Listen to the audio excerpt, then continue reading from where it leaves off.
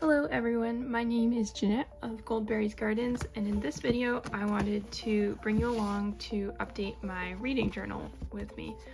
I was originally going to film my September setup next, but then I realized I was behind on my reading journal since I finished Twilight Falls yesterday, and I found if I don't do the review fairly quickly, I tend to forget details I wanted to include in the review, so I just tried to do that when the book is fresh.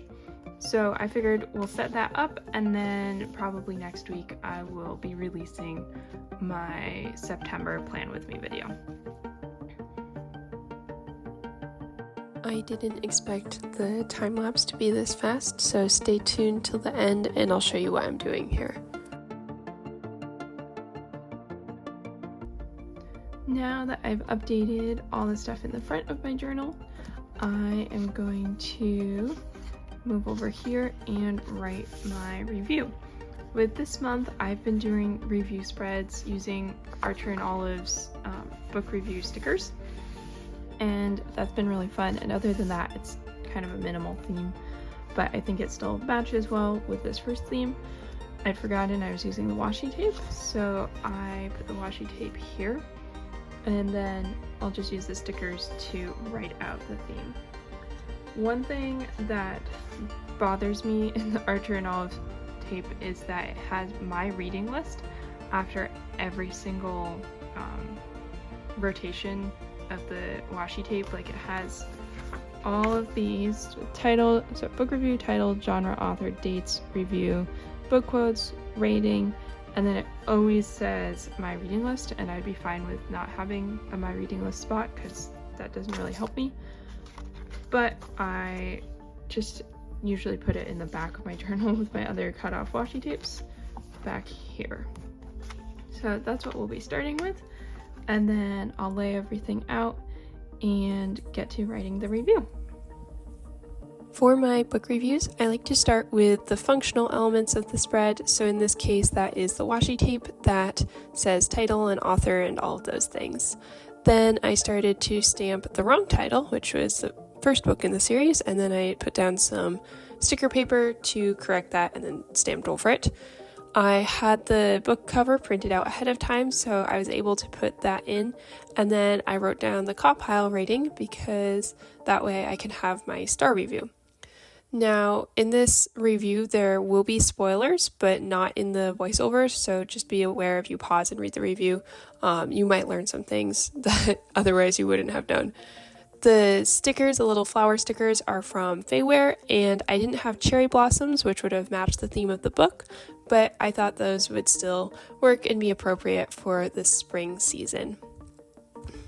Then I finished off with an acrylograph from Archer and Olive. This is how I'm setting up my book reviews.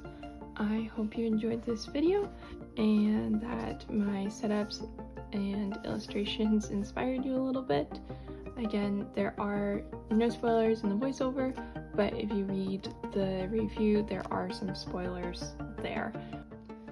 My initial plan for this video was to do a voiceover of all of this section, but it went a lot faster than I expected in the time-lapse mode, so I figured I would explain this section now.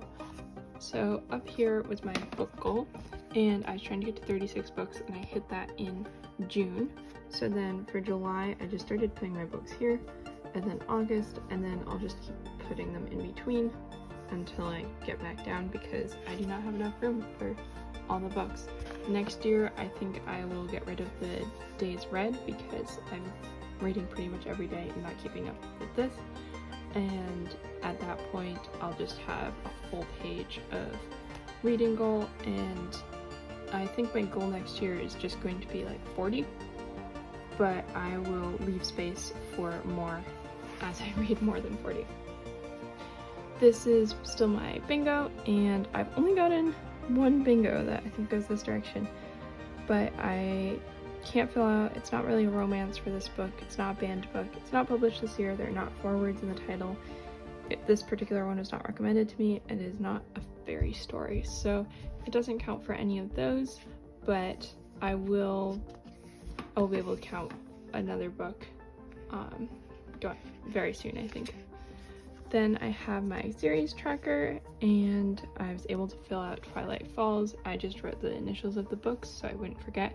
These two are short stories that if I read, I think I'll have to read physical editions of and possibly actually buy them. So I'm not sure if I'll get to those, but the next one is Summer's End, and I believe that is out now. So I'll be reading that, and then it will actually fill in the published this year on my book bingo, and then I'll get 2 more bingos. Moving on though, we have my bookshelf, and I like my bookshelf. I think I'd choose the colors for the months a little differently next time and draw all the books bigger, but here is Twilight Falls squished on this tiny book. But when I started, I didn't think I was going to get much beyond this first shelf, and as it turned out, I think I'll probably get to the end of this shelf. I did forget to add, what's the book I was reading? There's one I was reading and didn't finish last month. I didn't put it just on a white book, my shelf. It was Dragon Lady of Pern.